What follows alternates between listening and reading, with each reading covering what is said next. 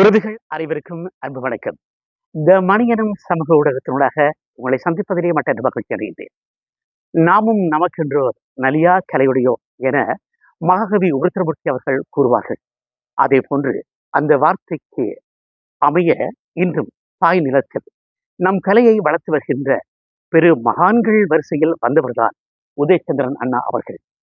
இன்றல்ல நேற்றல்ல, நான் சிறு வயதாக இருக்கின்ற காலத்திலேயே இளம் கலைஞனாக எம் கண்முன்னே பலரை மயக்க வைக்கின்ற நடிகராகவே இருந்தார். குறிப்பாக யாழ்ப்பாணம் நாச்சுமாடி பெருவலம் பாடசாலையிலே வீரமைந்தன் என்கின்ற நாடகம், அந்த நாடகத்திலே பற்புண மன்னர் அவர்கள் வீரமைந்தனாக, அதாவது விந்தியனாக நடித்திருந்தார். அந்த பாத்திரத்தை அந்த சமயத்திலே இளையோர்கள் நடிக்க வேண்டும் என்று கலைவாணர் நாடகம் என்றும் கேட்ட பொழுது அந்த இளைஞனாக வீரமைந்தனாக தோன்றியவர்தான் எங்கள் உதயச்சந்திரன் அண்ணா அவர்கள். அந்த காலத்திலிருந்து அதற்கு முற்பட்ட காலத்தையும் கூட நாங்கள் பேசிக்கொள்ளலாம் என்று எண்ணுகின்றேன். வணக்கம் அண்ணா. வணக்கம். நீண்ட காலத்துக்கு பிறகு உங்களை சந்திக்கிறேன். இதுல என்னென்றால் எனக்கு சரியான விருப்பம், கடந்த காலங்களை பற்றி பேசுறதுக்கு, அதை பதிவு செய்யறதுக்கு இன்றைக்கு நிறைய பேர் இல்லை. அப்ப அந்த பதிவு இன்றைக்கு உங்களை போறவர்கள் கூறினால்தான் நாங்கள் அதை பதிவு செய்யலாம். இதில் புகழாரம் சூட்டுவது அல்ல, ஆனால் அதே வேளையில அந்த உண்மைகள் பல விடயங்கள் நாங்கள் பதிவாக்க வேண்டும். அந்த வகையில நீங்கள் கலைவாணர் நாடகம் பண்றதுக்குள்ள எப்படி உங்களுக்கு அது வாய்ப்பு கிடைத்தது? நான் பாடசாலை காலத்துல கிட்டத்தட்ட 68, 69ஆம் ஆண்டு ஸ்டார்ட் பண்ணிருக்கோம். பள்ளிக்கூட நாடகங்கள்ல நாங்கள் நடிச்சு கொண்டிருந்தோம். அப்போ தியாகன் நாச்சிமாயில் அவர் தான் எங்களுக்கு ஒரு மேக்கப்புக்கு வரும். வண்ணை தியாகன். வண்ணை தியாகன் அவர் தான் அந்த ஊசிலா பாடல் எல்லாம் வளர்த்தினார். அப்போ நாச்சிமாவோட ராஜன் எங்களோட ஸ்கூல்ல படிக்கிறார். அப்ப நாங்கள் அவரோட நாடகங்களை நடிச்சு கொண்டிருக்கிற காலத்துல தியாகு மேக்கப்புக்கு வந்த இடத்துல எங்களோட நாடகங்களை பார்த்துட்டு கலைவாண நாடகமன்றத்துல அந்த கதாநாயகன் பாத்திரத்தை நான் நடிக்கலாம்னு சொல்லி அவர் தான் என்னை அங்க கூட்டிட்டு போனது. அங்க கற்குணமன்னு, நோனான்னு, அரசப்பா இவையெல்லாம் இன்டர்வியூ பண்ணித்தான் அதுக்குள்ள இன்னும் எடுத்தது. அதுல முக்கியமான பங்கு தியாகுக்கு தான், பண்ணை தியாகுக்கு தான். அந்த நேரத்தில் அந்த நாடகத்தை இயக்கியவர் யார்? பிரபலமான ஒரு இயக்குனர், கலைவாண நாடகமன்றத்தினுடைய ஆஸ்தான இயக்குனர் திருநாவுக்கரசு அவர்கள். எஸ்டி அரசு என்று சொல்லப்படுகின்ற திருநாவுக்கரசு இன்னைக்கு அமரராகிவிட்டார். அப்போ கலைவாண நாடகமன்றத்திலே 2 பேர் இயக்குநர்களாக இருந்தார்கள். ஒன்று கணவதி பிள்ளை, வில்லுப்பாட்டு செய்கின்ற கணவதி பிள்ளை அவர்கள், சின்னமணி. மற்றது அரசப்பா தான் மெயின். அவரும் அந்த போஸ்டில தான் இருந்தார். அதே காலகட்டங்களில் பின்னர் லோனாண்ணையும் கூட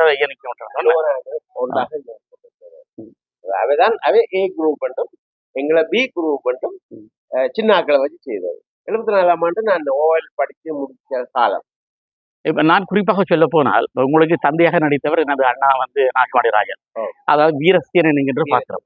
இந்த வீரசேனன் என்ற பாத்திரத்தை சின்னமணி, கணவதி பிள்ளை சின்னமணி அவர்கள் நடித்திருந்தார். அதே போல உங்களுடைய பாத்திரம், அதாவது மகனாக நடித்திருந்த விந்தியன், அதாவது வீரமைந்தன், அந்த வீரமைந்தன் பாத்திரத்தை பற்கொண்ட அவர்கள் நடிச்சிருந்தார். ஆனா இந்த ரியசில இந்த ஒத்திகையை இவ்வியெல்லாம் நேரடியாக பாப்பிரமா அவர் மூத்த கலைஞர்கள், அதை பார்க்கும் பொழுது உங்களோட மனசு கஷ்டங்கள் எப்படி இருந்தது? கிட்டத்தட்ட 1 மாசத்துக்கு மேல நாங்கள் தேர்தலுங்களுக்கு அது ஒரு ஒரு குருகுலம், ஒரு பள்ளிக்கூடம் போல. இப்ப நான் இன்றைக்கு தச்சையில எனக்கு வேசலுக்கு போக முடியலைன்னா அடுத்த நாள் நான் நெட்ரோட தான் போகணும். இந்த காரணத்துக்காக என்னால வர முடியாம போச்சு, மன்னிச்சு கொண்டு சொல்லி ஒரு லெட்டரை கொடுத்துத்தான் பிறகு எடுக்கிறேன். அப்படியே ஒரு கட்டுக்கோப்பான ஒரு மன்றம் அது. 1958ஆம் ஆண்டு ஸ்டார்ட் பண்ண அந்த மன்றம். அவையும் நிறைய நாடகங்கள், நிறைய சத்திர நாடகங்கள் தான், சமூக நாடகங்கள் தான் செய்து கொண்டு வந்தது. அவர்களுடைய பெருந்தன்மை தான் எங்களை பி குரூப் சொல்லி எங்களை அதே நாடகத்தை நடிக்க வச்சது. அப்போ கிருஷ்ணமூர்த்தி அண்ணன் தான் அவர் அந்த காலத்து பெரும்பாடகர். கிருஷ்ணமூர்த்தி அண்ணன் அந்த காலத்து பெரும்பாடகர், அதாவது ஈழத்து சீர்காழி என்று சொல்லப்படுறது. அப்படி ஒரு அவர்தான் முதல் நாடகத்திலேயும் தமிழரசனா நடிச்சிருந்தவர். எங்களுக்கு பாட்டுகள் எல்லாம் அவர் தான் பாட்டார்.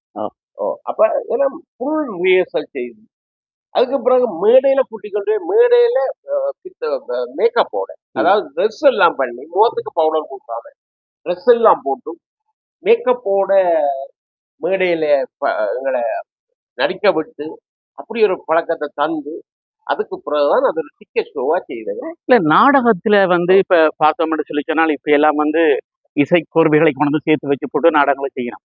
அந்த நேரத்துல நாடகம் நடந்து கொண்டிருக்கு. கிட்டத்தட்ட எனக்கு நல்ல ஞாபகம் இருக்குது.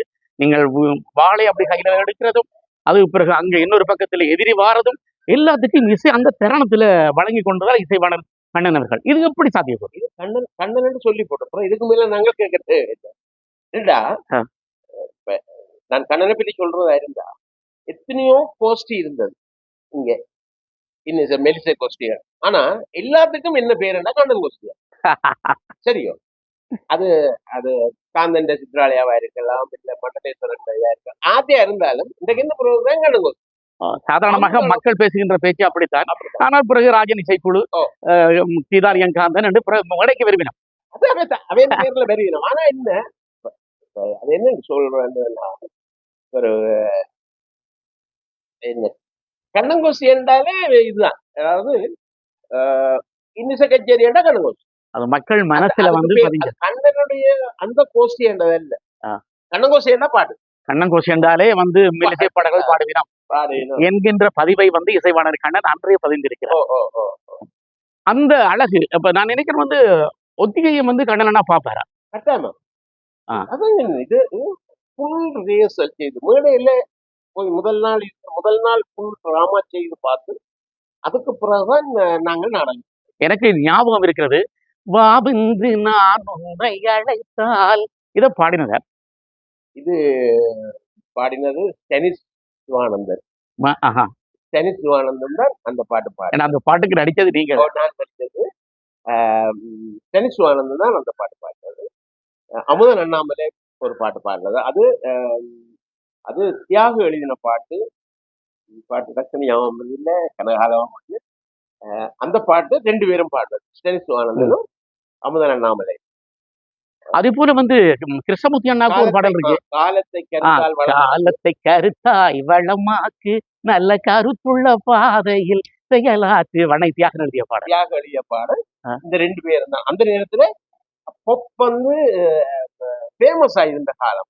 அப்ப இதையெல்லாம் இந்த 2 பேருமே அந்த பொப்ல ரொம்ப இதா இருந்த நேரம், ஹை பிக்ல இருந்த நேரத்துல இதை வந்து எங்களுக்கு பாடி தந்தது ரொம்ப நல்ல.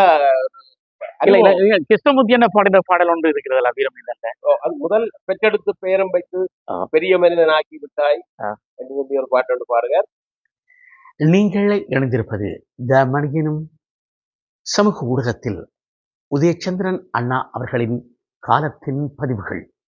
சரி, நீங்களும் கூட அறிந்திருப்பீர்கள், நீங்கள் பார்த்த கலைஞர்கள், நீங்கள் பார்த்த பெரியோர்கள், அவர்களுடைய வாழ்வின் பதிவுகளை அவ்வப்போது இவ்விடத்தில் நீங்கள் குறிப்பிட்டுக் கொள்ளலாம், விமர்சனத்தை தாருங்கள். இது எமது கடமையாகும். சரி, நீங்கள் சப்ஸ்கிரைப் செய்துவிட்டீர்களா? செய்ய தவறு, அதை மறக்காமல் அதனை செய்து எம்மை ஊக்குவித்துக் கொள்ளுங்கள். பலரும் ஒவ்வொரு செய்திகளையும் அறிந்து கொள்ளட்டும். நன்றி, வணக்கம். தொடர்கின்றது.